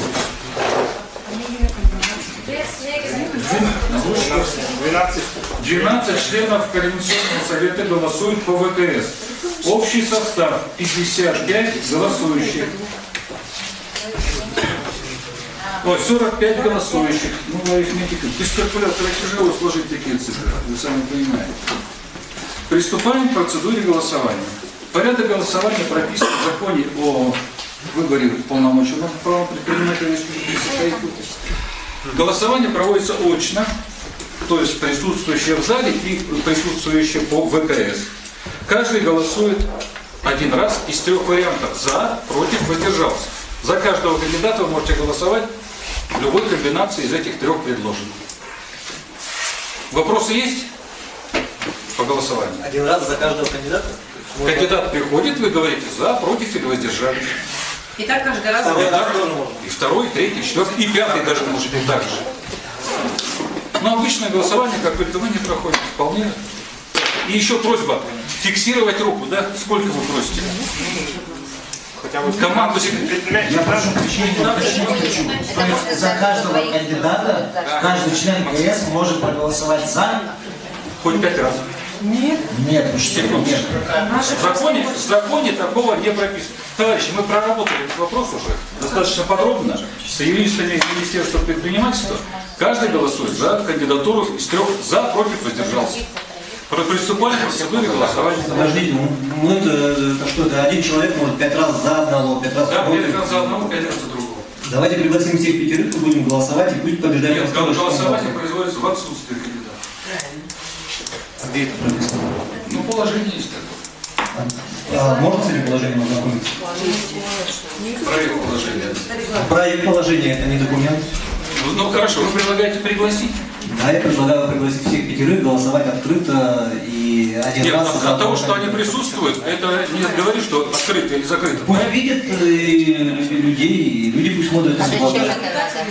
Виталий Валерьевич, нужно уточнить у самих кандидатов, потому что ко мне обращались отдельные кандидаты, уж не буду говорить, кто конкретно, да, с просьбой не присутствовать на Значит, определенное давление возникает. Поэтому мы как бы их должны спросить, если они... Я прошу, Алена, уточните, пожалуйста, у кандидатов, если кто-то хочет присутствовать, он может спуститься и присутствовать. Давайте так голосовать по принципу один человек, один голос. Ну что за 5 раз это? Я вот это принципиальность размывается. Это принципиальная позиция. У нас 3-й раз выборы не состоятся. Сказать почему? 5 человек разделить, вы получите 20-30% за одного. Согласно закону мы должны большинством голосов от присутствующих. Ну да, большинством голосов. Кто сказал, что большинство голосов за одного? А кто сказал, что один голос за одного человека? У меня написано в законе открытым голосованием. Значит, голосуем за, против, воздержался. Все. Вы предлагаете 5 раз. Я не предлагаю, я знаю процедуру голосования. Подождите, эта процедура не прописана. Прописано просто большинством голосов от присутствующих. В случае равенства голосов ваш голос как председателя будет определяющим. Все. Вы предлагаете голосовать по каждому кандидату. Это, извините меня, это не выборы, это конформизм. Почему? Потому что люди принимают не принципиальное решение, а будут голосовать по принципу за всех, чтобы всем понравилось. Вы сводите вопрос открытого голосования к тайному. Там можно за одного голосовать. Если ты за двоих проголосовал, бюллетень действительно. Технически как осуществить учет даже, раз. Во-вторых, мы должны большинством присутствующих. 50% что хотите голос. Вот 5 кандидатов. В том же порядке, в котором они выступали, называется фамилия, поднимаются руки. За, против, воздержался. И как я определю, за Петин проголосовал за 1 раз или 2 раза? Здесь есть секретарь, ведется съемка. Я достаточно много раз голосовал в представительных органах. Голосование проводится так: за, против, воздержался. Когда открытое голосование. Все, точка. Если вы предлагаете тайное голосование, предлагайте, но у нас в законе написано открытым голосованием. Я не предлагаю тайное голосование, я предлагаю голосовать один человек, один голос. Виктор Николаевич, ставьте тогда мое предложение на голосование. У вас не прописано положение. Я что хотела это предложить. Давайте мы поставим предложение Виталия Валерьевича на голосование. И давайте перед тем, как мы будем голосовать, я зачитаю пункт, как в указе, найдите мне это. В законе, да. Этот пункт. Представленные главе Республики Саха-Якутия кандидатуры на должность уполномоченного рассматриваются на заседании Координационного совета по предпринимательству при главе Республики Саха-Якутия, избранные открытым голосованием большинством голосов присутствующих на заседании членов Координационного совета по предпринимательству Республики Саха-Якутия. Виталий Валерьевич предлагает большинством считать не 50 там, и более процент, не 51%, Нет, он не может считать. а просто большинство голосов. Нет такого понятия. Ну, подождите, я предлагаю голосовать, вот у нас 5 кандидатов, голосовать по списку и простым большим голосом. Один раз, то есть Один раз голосует. Той, которую вы предлагаете, 5 раз по каждой кандидатуре можно поднимать руку за или против, тоже нет. Нет, секундочку, нет такой формы голосования, которую вы предлагаете. Это тайная форма. Это называется тайная форма голосования. Есть Во-первых, такая форма есть. Мы, например, по ней принимали решение на Координационном совете при главе предпринимательства, кого поддержать из 3 кандидатов. Да? То есть такая форма есть. Во-вторых, я напомню, в Координационном совете города Иркутска такая форма есть. Дальше. Во-вторых, я внес предложение и прошу... Я понять его не могу. Что же голосование? Только за? Один человек может проголосовать только один раз. Голосует один раз. Голосуем по... Но вы предлагаете эту форму тайного голосования? Нет. В открытую форму. Голосование производится за, против, воздержался. Все. Озвучивается фамилия, поднимаются руки. Да, поднимаются руки и за, против, воздержался. Все, после этого человек уже не может голосовать за другую кандидатуру. Если он... Виктор Николаевич, а что говорят юристы Министерства предпринимательства? Тарабукин здесь, Василий. Выскажите, пожалуйста, позицию. Мы можем, насколько я помню, мы ни одна из предложенных вариантов, не то, что предлагает Виктор Николаевич, не то, что предлагает Виталий Валерьевич, она, в принципе, и та допустима, правильно? Правильно. Правильно. То есть мы поэтому давайте поставим на голосование и выберем какую форму. Если есть что-то дополнить, дополнить. Я просто поясню, почему я на это поставил. Потому что это принципиальное решение. Мы принимаем важное решение. Мы выбираем человека на 5 лет, который будет представлять интересы малого бизнеса. И здесь конформизм. Проголосуем за каждого, чтобы ни с кем не поссориться и вдруг кто-то победит. Вот это недопустимо. Ну, 3-й раз выборы не состоялся, поздравляю вас. Давайте мы сначала по факту. Потому что я так считаю. Василий, дополнит, он скажет. Согласно положению, в порядке выбора возложенных полномочий идет голосование простым большинством голосов. То есть это нигде не регламентировано, как именно проходит данное голосование. Нет, секундочку, большинством голосов присутствующих на заседании. Да. На заседании присутствует 45 человек, 45 человек, 23 должно проголосовать за. Правильно? Правильно. Почему вы считаете до 23-то? Там написано, что половина, там больше. Простое большинство голосов. Большинство голосов от присутствующих. Простое большинство голосов. Что значит большинство? Большинство голосов от присутствующих. От 45 присутствующих, что какая цифра большинства? 23. Вот поэтому я говорю, Виталий Валерьевич, нужно голосовать всем. Я же не первый раз провожу голосование и понимаю, что и как. Вы настаиваете на своем? У нас выборы не состоятся, Виталий. Поздравляю. Я настаиваю на своем. Вы будете что дополнить? Да, согласно пункту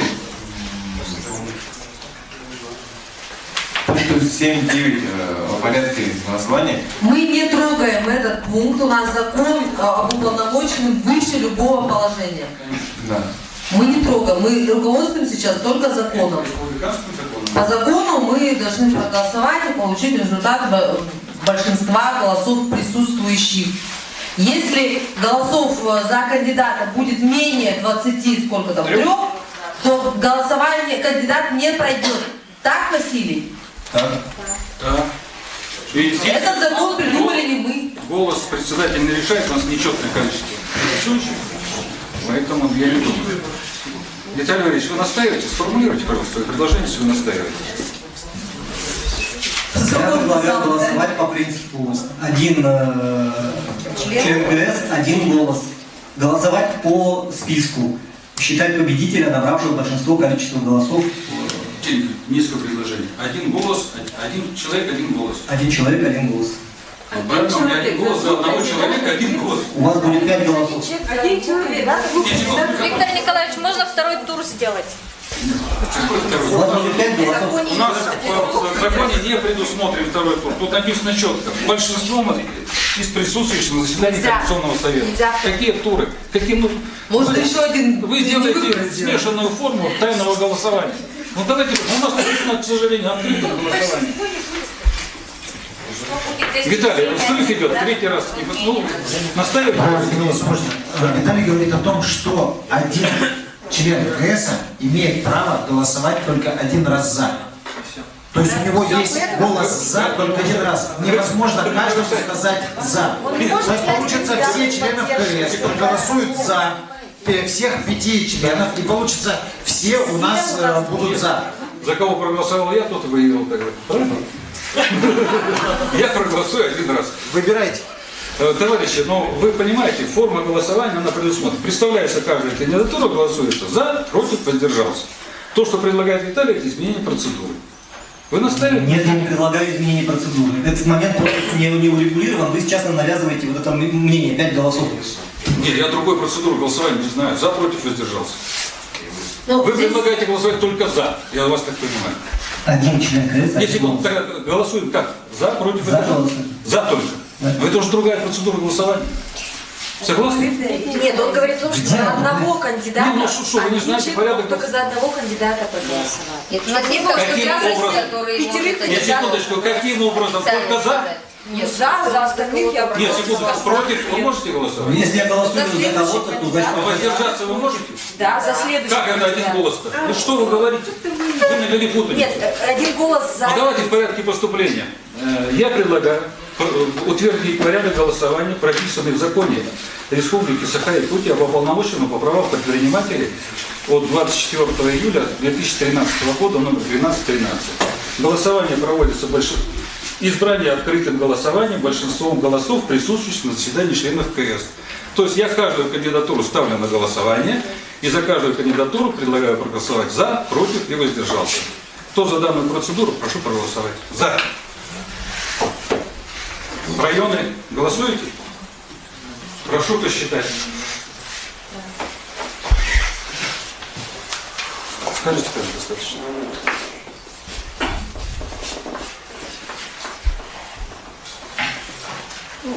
Ну, в принципе, понятно, да? Спасибо. Спасибо. Прошу озвучить.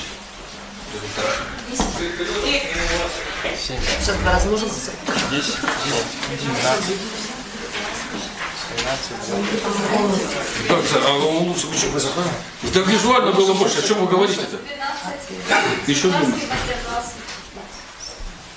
12, 29. 29. Так, районы? С учетом районов 12 за. 29. Большинство голосов. Большинство голосов это 10 больше 7, 5 больше 4. Конечно, что тут тема. Про что вы говорите? Я не понял. Пожалуйста, выступите, ваше предложение какое? Можно, Нестеров Владимир Владимирович. Да, слушаю вас. Я думаю, что большинство голосов это простая арифметика. 10 голосов больше 5. Нет. Больше. 9 голосов больше 8? Нет. Да, должно быть. Но в законе же не прописано, что он должен быть. Большинство голосов присутствующих. Большинство голосов. 45 человек. Большинство. Простым Мы проголосовали. Переходим к процедуре голосования. Простым большинством голосов. Вы зачем возвращаетесь? Возвращаться. В законе же не сказано, что 29 человек. 50% он должен взять большинство. Нет, там так не сказано. Там сказано, Там не сказано, что 50% должен Нет, взять. не сказано. Тогда откуда вы взяли цифру 23? 23, 45 присутствующих. Прошу вас присесть. Процедура голосования определена. Переходим к процедуре голосования. Уважаемые члены Координационного совета, предлагается провести голосование по кандидатуре на замещение должности уполномоченного по правам предпринимателей Республики Саха-Якутия по кандидатуре Павловой Сарданы Викторовны. Кто за эту кандидатуру, прошу голосовать. Кто за? Считайте. Становитесь.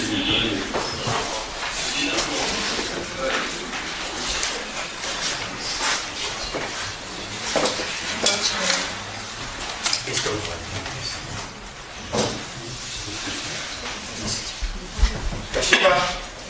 Прошу огласить за. Против?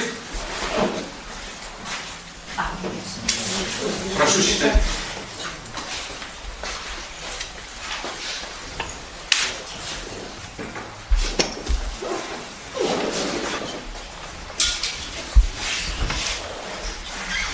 Готовы? Спасибо. Воздержался.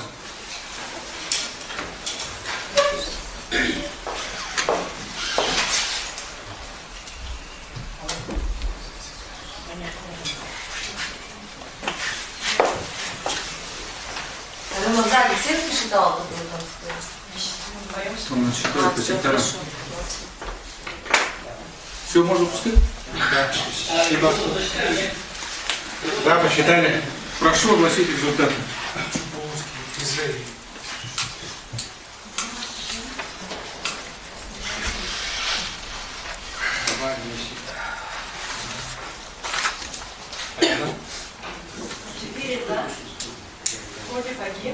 Микрофон, пожалуйста, подойдите, скажите микрофон, чтобы нас район услышали. За 4, против 1, остальные воздержались. Остальные сколько? От 20? Да. Районы. За 3, против 1, воздержались 9. Всего проголосовало 13 человек. Так, секундочку, в районах 13, а по ВКС 12.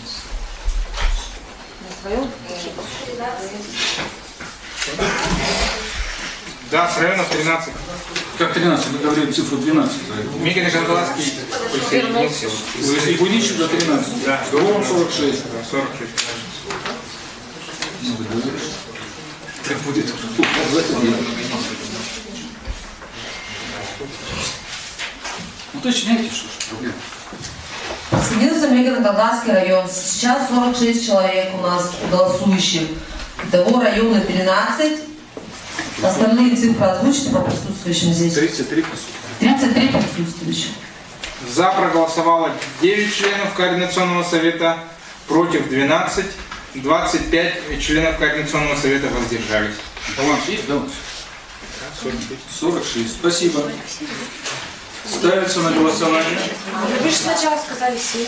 Да, Нет, там по секторам считают. Еще раз, Ставится... пожалуйста, извините. Я думаю, пожалуйста. 9, 12, 25. 9, 12, 25 попало. Дальше пошли. Вторая кандидатура на замещение, кандидата на замещение должности уполномоченного по защите прав предпринимателей Республики Саха-Якутия Мостовой Илья Анатольевич, индивидуальный предприниматель. Кто за эту кандидатуру, прошу голосовать. Прошу считать.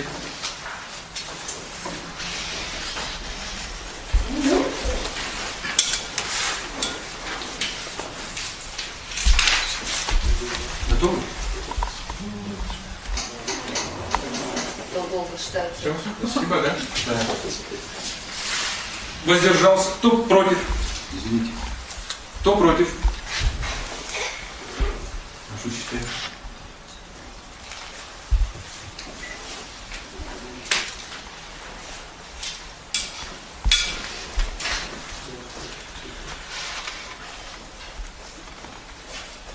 Спасибо. Кто воздержался? Прошу считать.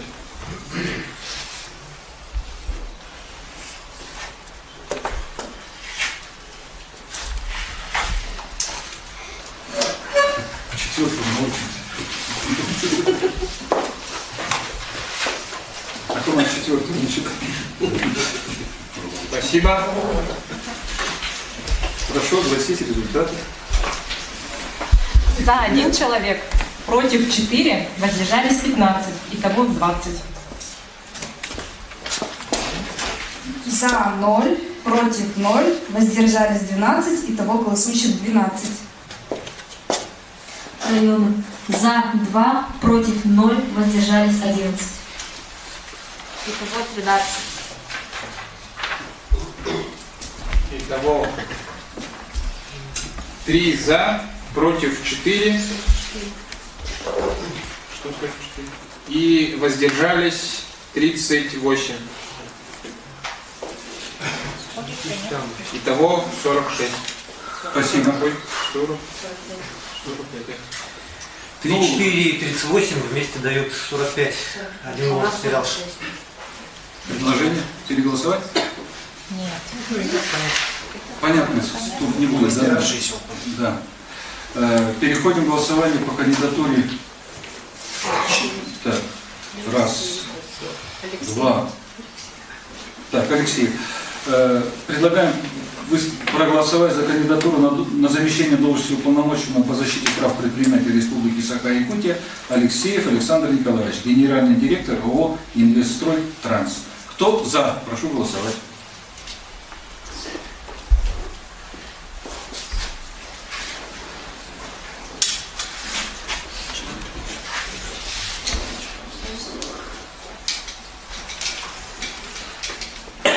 Спасибо. Кто против? Прошу голосовать.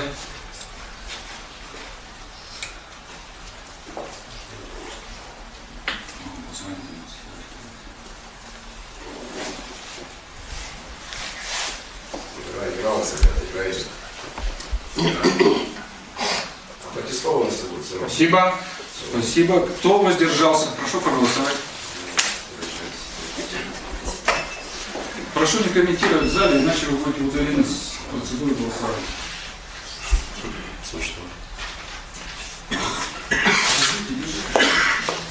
Держите руку, скажите, пожалуйста. Районы. Спасибо большое. Спасибо. За проголосовали 0 человек, против 6, воздержались 14, итого 20. За 1, против 0, воздержались 11. Итого 12. Районы за 1, против 3, воздержались 9, итого 13. Прошу итоги разъяснить.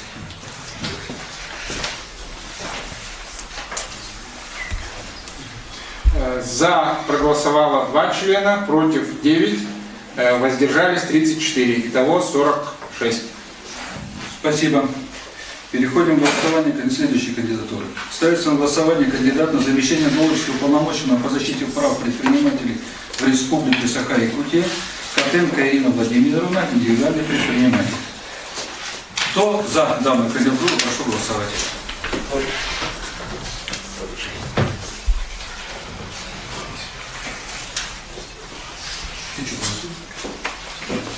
Да Титов вас не пропустит, ребята, все равно. Я поехал Титову. Титов вас не пропустит. Я еще раз говорю. Титов вас не пропустит. Я вот поехал сегодня же. Вы сидите в республике здесь, Виктор Николаевич, и ерундой занимаетесь. Ерундой занимаетесь, понимаете? Вот ерундой, вы молчите. Ерундой занимаетесь. Ну и все, удалюсь я. Я поехал Титову. Бардак устроились из республики. Спасибо. Все под струнки, да? Спасибо. Против.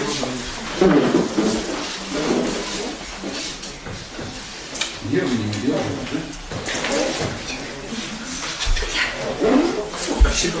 Воздержался. Секундочку, идет процедура голосования.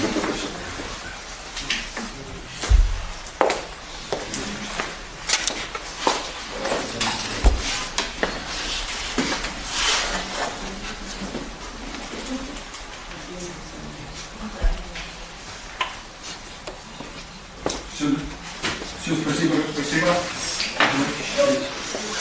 За 17, против 1, воздержались 2. За 5, 0, против, воздержались 7. Итого 12. За 7, против 1, воздержались 5, итого 13. Районы, посчитайте, пожалуйста, снова. Мне кажется, неправильно считали руки. Районы, еще раз поднимите руки. Проголосуйте. За что они голосуют? Это за? За что они голосуют? Нет, секундочку. Повторная процедура голосования не объявлялась. Не вмешиваться в процедуру голосования. Я не заметил нарушений, поэтому голосование пока не считаю. Прошу ответить. За проголосовало 30 членов, против 2, воздержались 14. Итого 46 членов Координационного совета. Спасибо. Переходим к пятой кандидатуре по рассмотрению, по голосованию кандидата на замещение должности уполномоченного по защите прав предпринимателей Республики Саха-Якутия Соколова Галина Валерьевна, уполномоченная по защите прав предпринимателей Республики Саха-Якутия. Кто за? Прошу голосовать.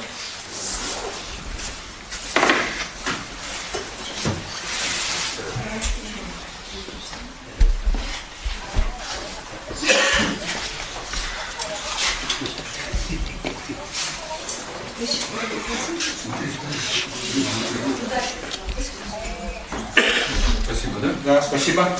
Кто против? Прошу голосовать.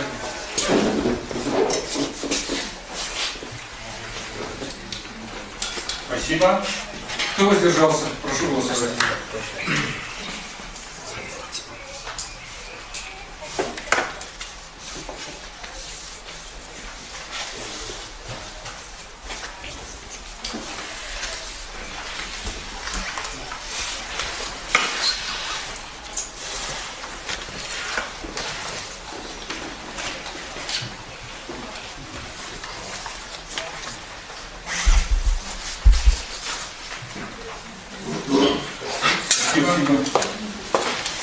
Прошу провести. За 2 человек, против 0, воздержались 17, 1 голос потерялся. За 9 человек, против. За 9 человек, против 0, воздержались 3, итого 12. За 4, против 0, воздержались 9. Итого 13. Прошу озвучить результаты голосования секретаря.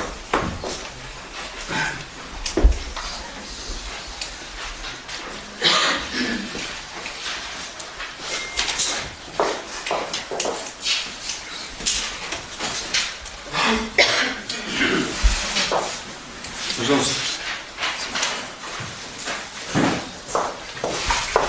Один голос потерялся. Один голос потерялся, сказали же. С учетом потери одного голоса за проголосовало 15, против 0, воздержались 30. Спасибо. 45. Так, уважаемые члены Координационного совета, позвольте озвучить вам результаты голосования. Павлова Сардана Викторовна. За 9, против 12, воздержалось 25. Номер 2. Мостовой Илья Анатольевич.